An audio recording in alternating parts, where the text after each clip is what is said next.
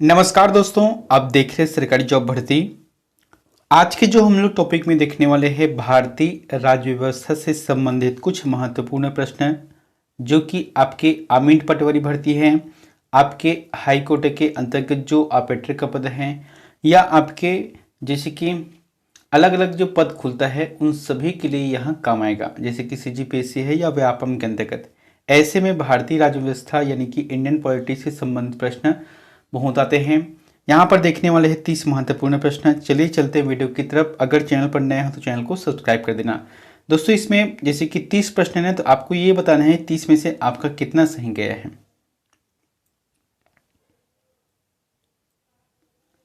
पहला प्रश्न देखने वाले हैं, राज्य परिषद को खालिस्तान भी कहा जाता है। बताओ, राज्य परिषद को खालिस्तान भी कहा जाता है।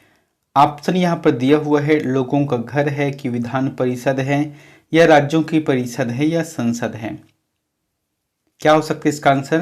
राज्य परिषद को खालिस्तान भी कहा जाता है। सही जवाब आ जाएगा राज्यों की परिषद। राज्य परिषद को राज्यों की परिषद भी कहा जाता है।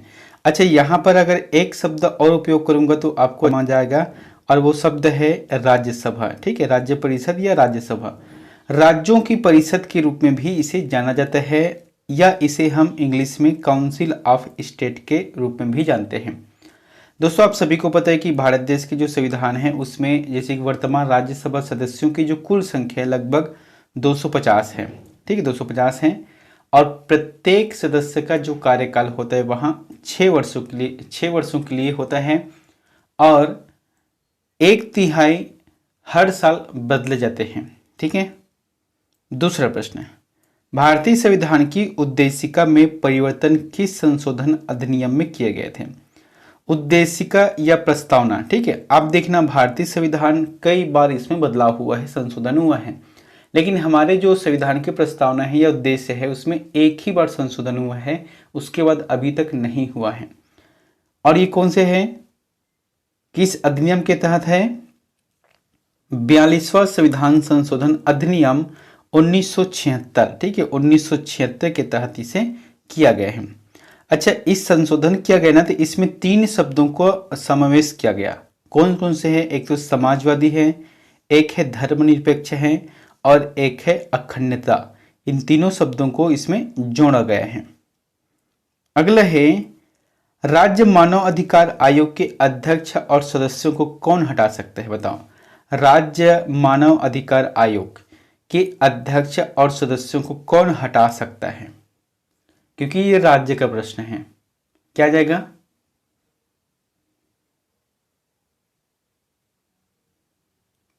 सही जवाब आ जाएगा राष्ट्रपति रहेगा। दोस्तों आपको पहले समझना है, सबसे पहले है ना, राज्य मानव अधिकार आयोग के जो अध्यक्ष होते हैं या जितने भी सदस्य होते हैं उनकी नियुक्ति राज्यपाल के द्वारा किया जाता है, लेकिन उनको हटाने का अधिकार राज्यपाल के पास नहीं होता, वहां केवल राष्ट्रपति के पास होता है। ठीक है, आपको याद रखना है। यहां पर मैंने लिखा है इनका कार्यकाल 5 वर्षों के लिए होता है या फिर 70 वर्ष जो पहले हो जाए। ठीक है, अगर मान जो वो व्यक्ति जो है 68 वर्ष का है और ये 5 साल के लिए नियुक्त होता है, लेकिन ये 2 साल करने के बाद स्वतः ही इनका पद समाप्त हो जाएगा। किस अधिनियम की प्रमुख विशेषता प्रांतीय स्वायत्तता थी? बताओ, किस अधिनियम की प्रमुख विशेषता प्रांतीय स्वायत्तता थी? ऑप्शन यहां पर दिया हुआ है, आंसर आपको बताना है। क्या जाएगा? 1935 है ना, 1935 की जो अधिनियम है वहां मुख्यतः इनकी विशेषता है प्रांतीय स्वायत्तता। दोस्तों आप सभी को पता है कि जैसे कि हमारे भारतीय संविधान का निर्माण किया गया तो मूल ढंग से 395 अनुच्छेद था, उसमें से 250 यानी कि 250 अनुच्छेद लगभग प्रांतीय स्वायत्तता यानी कि जो 1935 का अधिनियम है उसी को लिया गया है।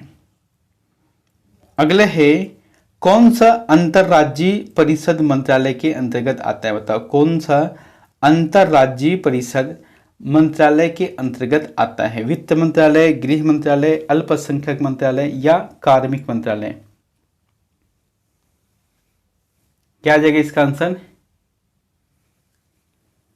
गृह मंत्रालय सही रहेगा। ठीक है, गृह मंत्रालय इसका आंसर सही रहेगा। अनुच्छेद 263 है ना, इसके बारे में है। अनुच्छेद 263 के अनुसार एक अंतर्राज्यीय परिषद की स्थापना का प्रावधान करता है और ये सरकारिया आयोग की सिफारिश पर राष्ट्रपति द्वारा 1990 में से स्थापित किया गया। ठीक है, आपको इतना एक्स्ट्रा पॉइंट को याद रखना है, हो सकता है यहां से प्रश्न पूछ दे। अगले है राष्ट्रीय मानव अधिकार आयोग की स्थापना खालिस्तान में हुई। बताओ, राष्ट्रीय मानव अधिकार आयोग की जो स्थापना है वह किस वर्ष में हुई थी? 1991 है, 1995, 1956 है या 1993 है? आंसर जाएगा 1993। अच्छा, 1993 तो पूर्ण ढंग से क्या है? 12 अक्टूबर 1993 को इनकी स्थापना हुई और इनका मुख्यालय है नई दिल्ली में। अगर वर्तमान अध्यक्ष की बात करें तो न्यायमूर्ति वी राम सुब्रमण्यम इनके अध्यक्ष हैं वर्तमान में। अगला है पंचायती राज विषय है। बताओ, पंचायती राज जो विषय है वहां क्या रहेगा? समवर्ती सूची में है कि केंद्र सूची में है कि राज्य सूची में है या विशेषाधिकार की सूची में है?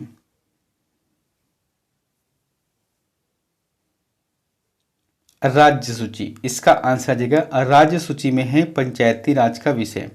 अच्छा, राज्य सूची में है इसका मतलब ये जो अधिकार है वहां राज्य बना सकते हैं। एक तो क्या है, आर्टिकल जो 40 है इसके हिसाब से राज्य क्या है, राज्य कोई भी ग्राम पंचायत बना सकते हैं, ग्राम पंचायत का गठन कर सकते हैं राज्यपाल के द्वारा।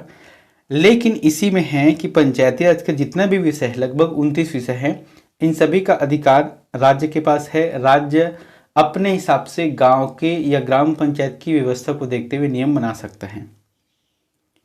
अगला है सरकारिया आयोग का आयोग संबंधित है। बताओ, सरकारिया आयोग संबंधित है तो इसका आंसर है केंद्र राज्य संबंधों से, है ना। केंद्र और राज्य के जो संबंध है उसको सुचारू रूप से और बढ़िया ढंग से आगे बढ़ाने के लिए सरकारिया आयोग को गठन किया गया था। इसके बारे में देखते हैं। ये 9 जून 1983 में गठित सर्वोच्च न्यायालय के सेवानिवृत्त न्यायाधीश रंजीत सिंह सहकारिया इनके अध्यक्ष थे और इसीलिए इसे सरकारिया आयोग कहते हैं। भारत की किसी राज्य विधानसभा में अधिकतम कितने सदस्य हो सकते हैं? बताओ, भारत की किसी राज्य विधानसभा में अधिकतम कितने सदस्य? जैसे कि आप कोई भी राज्य से हो, जैसे कि आप उत्तर प्रदेश से हो, ठीक है, आप यूपी से हैं, तो यूपी में जो विधानसभा रहता है वहां अधिकतम कितना हो सकता है? दोस्तों, इसका आंसर आ जाएगा 500 रहेगा। ठीक है, अधिकतम 500 हैं और ये भारतीय संविधान के अनुच्छेद 170(1) के तहत प्रावधान दिया गया है कि अधिकतम जो सदस्य संख्या है वह 500 है और न्यूनतम लगभग 60 सदस्य होना चाहिए। लेकिन कुछ अपवाद भी है, जैसे कि अरुणाचल प्रदेश है, सिक्किम है और गोवा है, यहाँ पर 60 से भी कम है।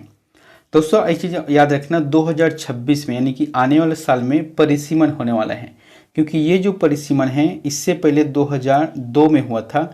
इसके बाद इन्होंने तय किया था कि अब जो परिसीमन होगा वहां 2026 में होगा। राजनीति में व्हिप के कार्यकाल का उल्लेख किस में किया गया? बताओ, राजनीतिक में व्हिप है ना, आपको व्हिप शब्द सुनने को मिलेगा। ये जो है किस में किया गया, यानी कि इसका उल्लेख है वहां, कार्यकाल का उल्लेख किस में किया गया है? जैसे कि सदन की प्रक्रिया के नियम के तहत किया गया है, कि संविधान में है, कि संसदीय विधान में है या संसदीय प्रथा में है। दोस्तों, इसका आंसर क्या जाएगा? डी नंबर रहेगा। आप देखना, जैसे व्हिप शब्द आप सुनते हो किसी भी राजनीतिक पार्टी की तरफ से किया जाता है, ये ना तो संसद में है, ना संविधान में है, ना सदन के किसी भी स्तर में है। यह जो है संसदीय सरकार के सम्मेलनों पर आधारित होता है। ठीक है, अगला है सामूहिक रूप से मंत्रिपरिषद किसके प्रति उत्तरदायी होता है? सामूहिक रूप से मंत्रिपरिषद किसके प्रति उत्तरदायी होता है? तो यह लोकसभा के प्रति उत्तरदायी होता है, ना कि राज्यसभा। ठीक है, अगला, लोकसभा को उसके कार्यकाल की समाप्ति के पूर्व भी भंग किया जा सकता है। बताओ, एक तो है उच्च सदन और एक है निम्न सदन। उच्च सदन में आता है राज्यसभा, जिसे भंग नहीं किया जा सकता, लेकिन लोकसभा को भंग किया जा सकता है। वो कैसे?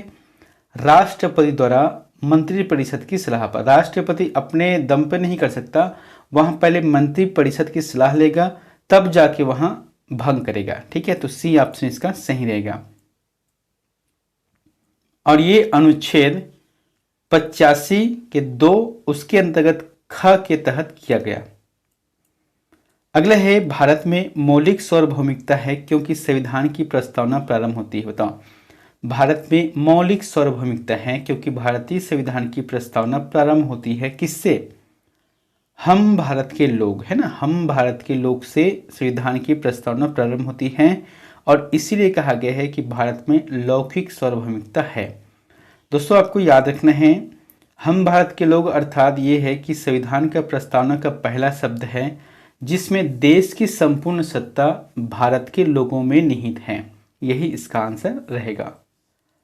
15 नंबर का प्रश्न है, भारतीय संविधान को संविधान सभा द्वारा अंगीकृत किया गया यानी कि स्वीकार किया गया, यानी कि जिस दिन बन गया था उसी डेट को आपको याद रखना है। हालांकि इसका लागू होने का जो समय है अलग है। जब भी ऐसा प्रश्न आता है तो इसका आंसर आपको लगाना है 26 नवंबर 1949। भारतीय संविधान पूर्ण ढंग से 26 नवंबर 1949 को बन गया था, बन के तैयार हो गया था, लेकिन लागू नहीं किया। लेकिन जब बना था ना तो उस समय 15 ऐसे अनुच्छेद है जिसे लागू कर दिया गया था, जैसे कि यहाँ पर लिखा भी है 5, 6, 7, 8, 9, 60, 324, 366, 367, 372, 380, 388, 391, 392 और 393 को 26 नवंबर 1949 को लागू कर दिया गया था और जितने भी बचा ना वो सभी को 26 जनवरी 1950 को लागू किया। किस वर्ष भारत एक प्रभुत्व संपन्न प्रजातांत्रिक गणराज्य बना? बताओ, किस वर्ष भारत एक प्रभुत्व संपन्न प्रजातांत्रिक गणराज्य बना? तो इसका आंसर आ जाएगा वहां 1950, 26 जनवरी 1950 को, क्योंकि इसी दिन संविधान लागू हुआ। अगला है, भारतीय संविधान के वृहद होने का कारण है। बताओ, भारतीय संविधान के जो वृहद होने का कारण है वहां क्या रहेगा? वृहद मतलब बड़ा है, और ये बड़ा होने का एक ही कारण है, इसमें संघ तथा राज्य दोनों सरकारों का संविधान है। अब देखना, भारतीय संविधान बटा हुआ है, भारत राज्यों का संघ है, इसमें 28 राज्य है वर्तमान में और 8 केंद्र शासित प्रदेश है, और ये पुनः जिलों में उसके बाद अन्य क्षेत्रों में बटा हुआ है। जैसे कि आप सभी को पता है, जैसे कि भारत देश का संविधान के अंतर्गत सभी चीज का वर्णन है, भारत के बारे में नियम बनाया गया है, उसके अंतर्गत सभी राज्यों के बारे में है, फिर उसके बाद जिला पंचायत है, जनपद पंचायत है और ग्राम पंचायत, इतने स्तर पर जो भी नियम कायदे कानून है वह सभी भारतीय संविधान में उल्लेखित किया गया है। अगला है, सर्वोच्च न्यायालय में न्यायाधीश नियुक्त होने के लिए व्यक्ति को कम से कम कितने वर्ष उच्च न्यायालय का एडवोकेट होना चाहिए? दोस्तों, जैसे कि भारतीय संविधान के अंतर्गत सर्वोच्च न्यायालय है, ठीक है, अब यहाँ पर न्यायाधीश की नियुक्ति होता है, तो इसमें न्यायाधीश की जब नियुक्ति कौन करता है? राष्ट्रपति करता है। तो योग्यता क्या बोला गया है? योग्यता 10 वर्ष का अनुभव होना चाहिए उच्च न्यायालय का एडवोकेट। अच्छा, इतने बस से काम नहीं चलेगा, इसका कई नियम है, जैसे कि एक तो है क्या है, वहाँ लाभ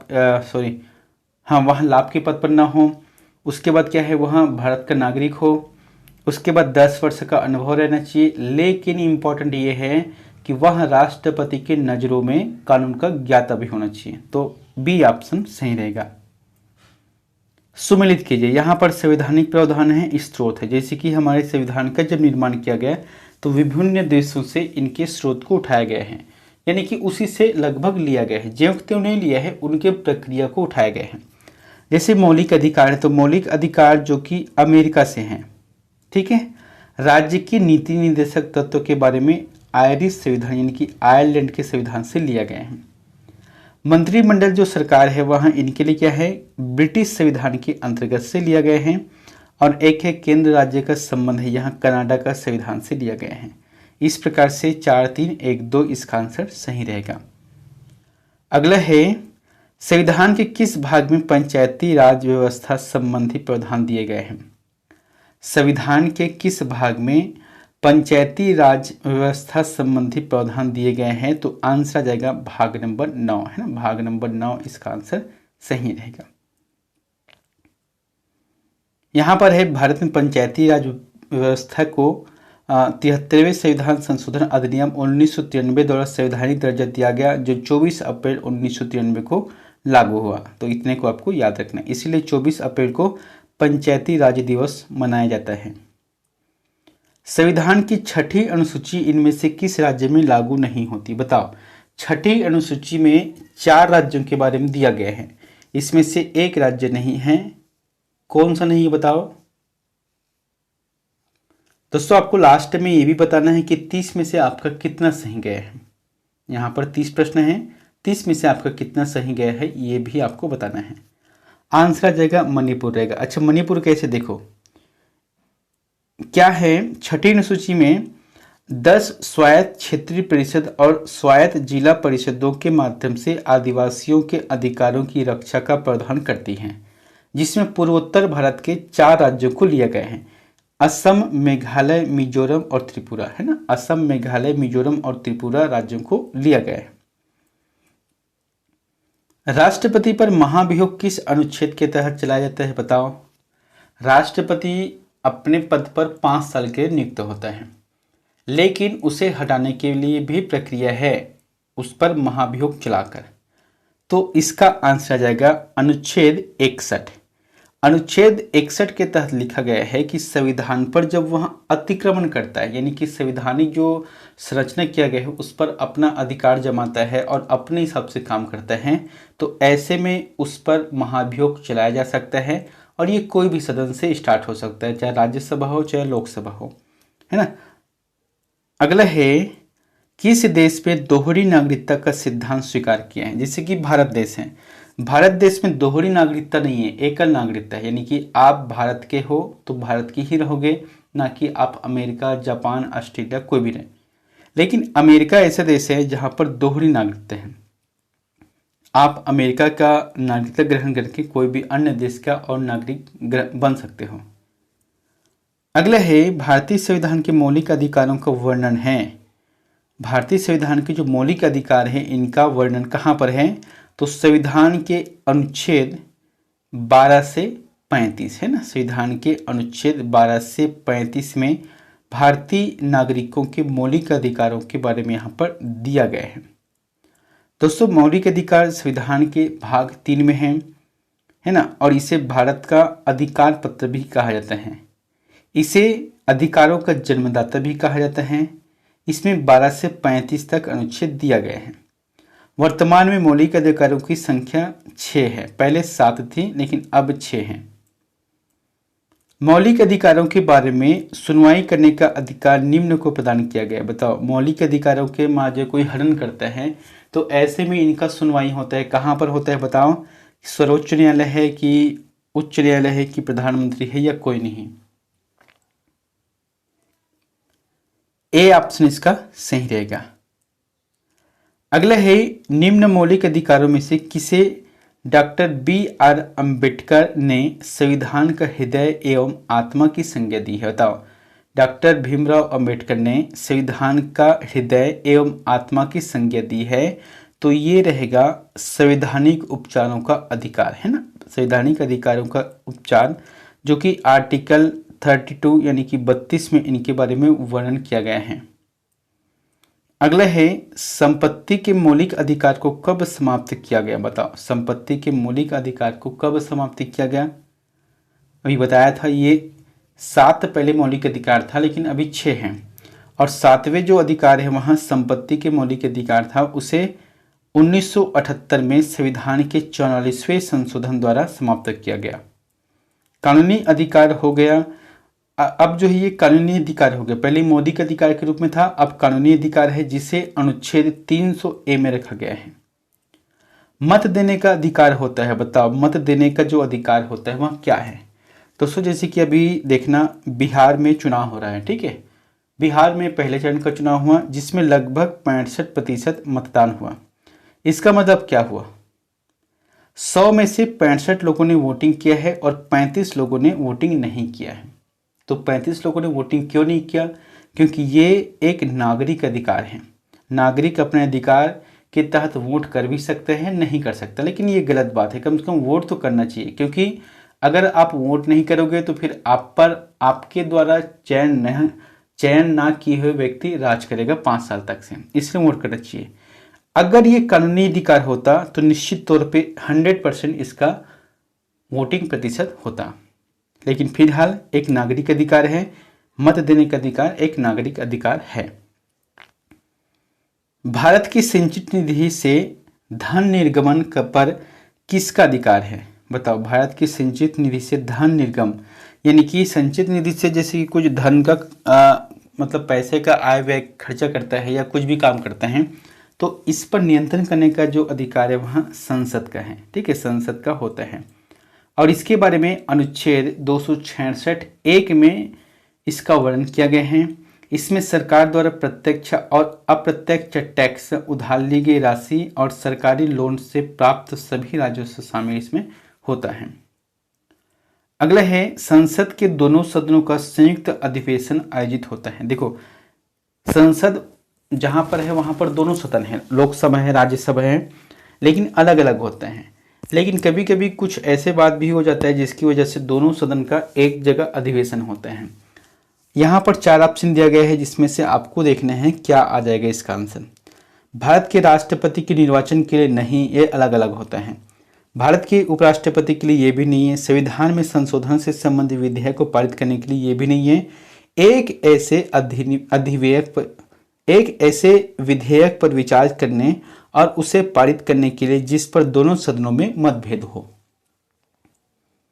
चौथा ऑप्शन सही रहेगा, जो कि डी में है।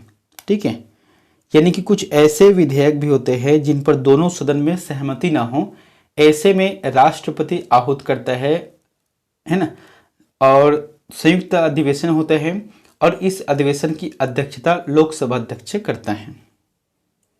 अगला है, ये आप लोगों के लिए होमवर्क है, इसका आंसर हमें कमेंट बॉक्स में जाकर जरूर बताएं। प्रश्न क्या बोला गया है कि कौन निर्धारित करता है कि लोकसभा का कोई सदस्य अयोग्य है या नहीं? देखो, लोकसभा का सदस्य अयोग्य है या नहीं, ये जो है कौन निर्धारित करता है? अध्यक्ष, उपाध्यक्ष, राष्ट्रपति या प्रधानमंत्री? इन चारों में से जो भी आंसर आपको सही लगता है तो प्लीज़ हमें कमेंट बॉक्स पर जाकर जरूर बताएं। मिलते हैं नेक्स्ट वीडियो में एक नई जानकारी के साथ। Thank you.